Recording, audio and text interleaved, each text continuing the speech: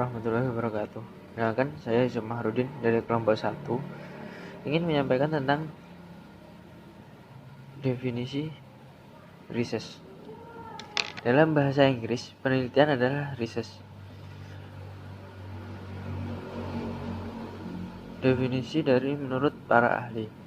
Menurut Fallin, Tripodi, dan Mayer 1996 mengemukakan bahwa penelitian adalah suatu cara sistematik yang bermaksud meningkatkan, modifikasi, dan mengembangkan pengetahuan yang dapat disampaikan dan diuji oleh para peneliti lain.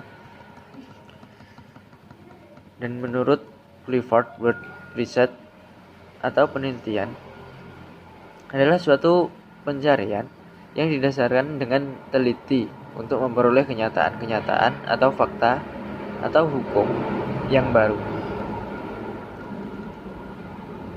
Dan menurut Sutrisno Hadi, mengartikan penelitian sebagai usaha untuk menemukan, mengembangkan, dan menguji kebenaran suatu pengetahuan. Selanjutnya adalah metode ilmiah. Metode ilmiah adalah suatu cara sistematis yang digunakan para ilmuwan untuk memecahkan atau mencari jawaban atas masalah-masalah yang dihadapi dalam penelitian. Syarat-syarat metode penelitian ilmiah adalah yang pertama adalah sistematis, yang artinya unsur-unsur yang terdapat dalam metode ilmiah harus tersusun dalam urutan yang logis. Yang kedua adalah konsisten, artinya terdapat kesesuaian di antara unsur-unsurnya. Misalnya tujuan harus sesuai dengan rumusan masalah. Yang selanjutnya adalah operasional, yang berartikan metode ilmiah dapat menjelaskan bagaimana penelitian tersebut dilakukan.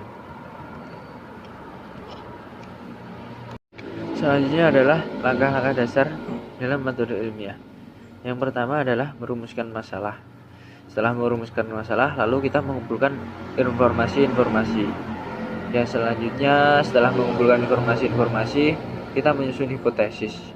Lalu melakukan percobaan dan analisis data.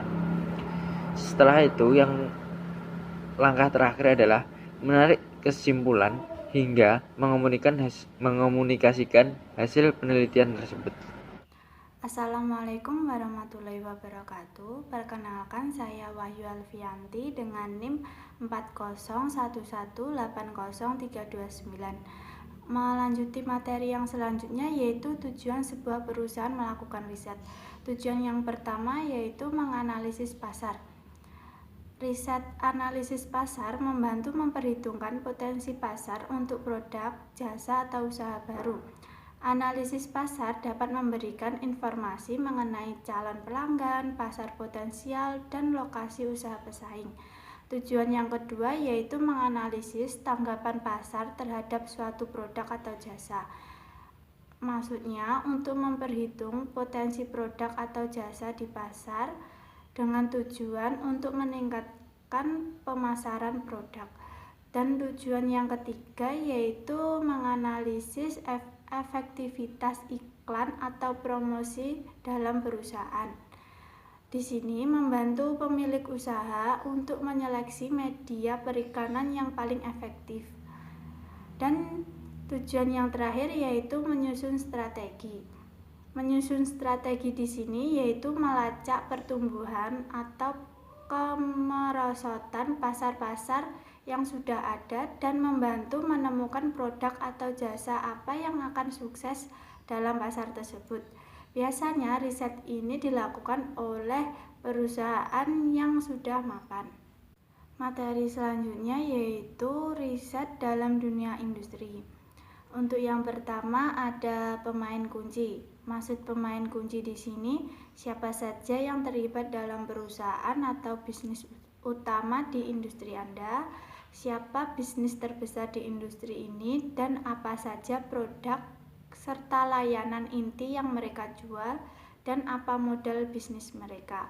Untuk yang kedua ada pertumbuhan. Maksudnya pertumbuhan di sini apa industri Anda tumbuh atau merosot, Anda akan menunjukkan dalam rencana bisnis Anda berapa banyak yang dijual di industri baik secara histori maupun prediksi untuk masa depan. Untuk yang ketiga yaitu tren. Tren di sini membahas bagaimana tren itu akan mempengaruhi bisnis Anda. Misalnya, dalam industri restoran ada kecenderungan ke arah yang lebih cepat, yaitu seperti penyajiannya lebih cepat. Yang keempat yaitu pesaing. Pesaing di sini maksudnya siapa pesaing utama Anda di industri, adakah bisnis yang menggunakan strategi yang serupa, dan apa perbedaan dari bisnis Anda dengan bisnis orang lain. Assalamualaikum warahmatullahi wabarakatuh. Di sini saya Vita Fauzia Afnani, NIM 4011808327. Di sini saya akan menjelaskan tentang development atau pengembangan.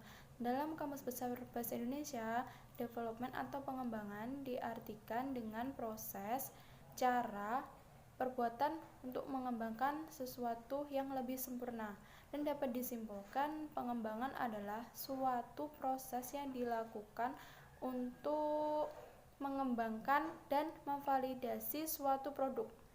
Dan di sini difokuskan menjelaskan tentang pengembangan suatu produk atau pengembangan produk. Pengembangan produk adalah suatu proses yang dilakukan untuk mengembangkan dari perusahaan terhadap barang yang sudah ada atau barang lama, supaya barang tersebut dapat tambah nilai karena inovasi yang diberikan dari proses pengembangan, supaya nantinya barang tersebut lebih ada nilainya dan bisa bersaing dalam pasar untuk memenuhi kebutuhan dan kebutuhan pasar untuk konsumen-konsumen yang membutuhkan. Di sini juga dijelaskan tentang tujuan dari pengembangan pengembangan produk. Di sini dalam teori Kotler dan juga Keller disebutkan ada dua pengembangan atau tujuan pengembangan produk. Yang pertama untuk memenuhi kebutuhan baru dan memperkuat reputasi dari perusahaan sebagai investor. Dan yang kedua untuk mempertahankan daya saing terhadap produk yang sudah ada atau produk lama di pasar, karena supaya produk tersebut bertambah nilai dan bisa laku di pasaran untuk memenuhi kebutuhan konsumen dan meningkatkan kepuasan dan juga loyalitas terhadap konsumen tersebut. Terima kasih. Assalamualaikum warahmatullahi wabarakatuh. Perkenalkan, saya Siti Maisaroh dari kelas ESI dengan NIM 401180319. Di sini saya akan menyampaikan tentang research and development.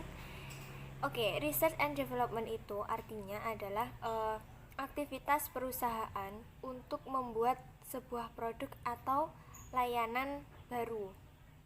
Lalu seberapa penting R&D ini sangat penting untuk perusahaan untuk mengenalkan kepada masyarakat luar bahwa perusahaan ini terus berinovasi untuk menciptakan produk baru ataupun layanan baru untuk mempermudah masyarakat. Lalu manfaatnya R&D ini untuk perusahaan yaitu yang pertama, ia mendapatkan hak paten. Hak paten itu contohnya sebuah perusahaan itu mengeluarkan sebuah produk. Kita ambil contoh Samsung ya. Samsung itu dia selalu merilis HP baru, keluaran terbaru itu dengan harga yang rata-rata masih tinggi. Lalu ada Xiaomi. Xiaomi ini menggunakan inovasi baru untuk menciptakan suatu produk baru, handphone yang sama spesifikasinya dengan Samsung, tapi ia melihat pasar. Banyak sekali masyarakat yang menyukai kualitas bagus tapi harganya murah. Jadi ia berinovasi untuk menyamakan spesifikasi mereka tetapi dengan harga yang lebih terjangkau. Lalu manfaat yang kedua yaitu finansial perusahaan itu membaik. Dengan adanya visi perusahaan yang jelas, para investor itu pasti akan berpikir untuk perusahaan ini terus ada perubahan, ada inovasi di setiap tahunnya atau di setiap masanya. Selain itu, investor akan berpikir untuk perusahaan ini bagus untuk kita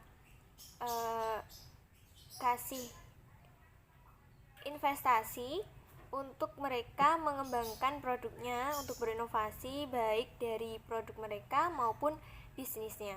Jadi kesimpulan besarnya research and development itu usaha perusahaan untuk membuat suatu produk baru yang bisa mengungguli atau juga bisa berkompetisi dengan produk yang lainnya.